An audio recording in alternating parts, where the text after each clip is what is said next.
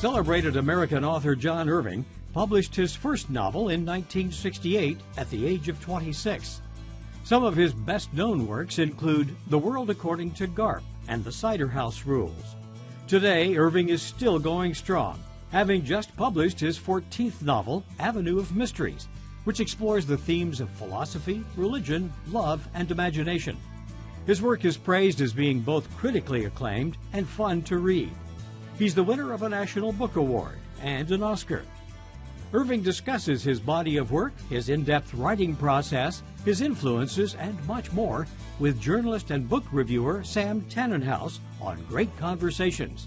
Tannenhouse is a contributor to Bloomberg Politics and Bloomberg View.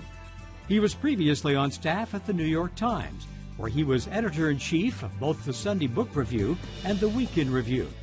Tannenhouse is also an author and finalist for both the National Book Award and the Pulitzer Prize. This is Great Conversations, John Irving and Sam Tannenhouse, recorded before a live audience at the University of Louisville, Kentucky Author Forum.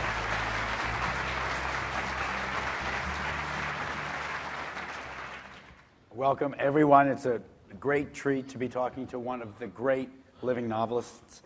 There are many readers in the audience, and I'm sure many are aware that we live in a fortunate time when some of the great American writers are still going strong at a period in their lives when earlier generations of writers were kind of gone or it slowed down. And here you are, as ambitious as ever. For readers who haven't had a chance to read Avenue of Mysteries yet, it's actually two stories in one.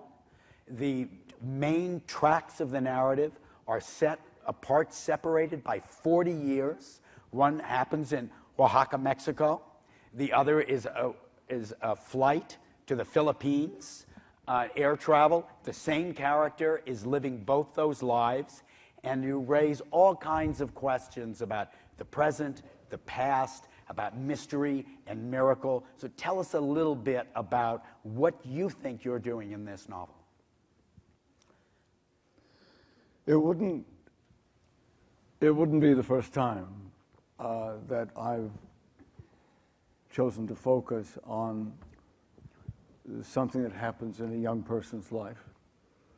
That age between 12 and 15, threshold of puberty or during puberty, has mattered a lot to me in my novels before. I often choose to have something happen to a person of that age which is so traumatizing, life-changing, calamitous, that it really will and does inform who he or she becomes as an adult. I'm drawn to that age, and then the telescoping of seeing how over time that adult, Juan Diego, who we see, as you say, on these two parallel tracks of his life, we see as a 14-year-old in Mexico, and 40 years later as a 54-year-old man who looks 64, acts 74, and with the help of some medication, sleeps a lot, and every time he closes his eyes, he's 14, and he's back in Mexico again. He lives more vividly in the past, in that moment when he and his sister were 13 and 14, than anything in his present life has gripped him.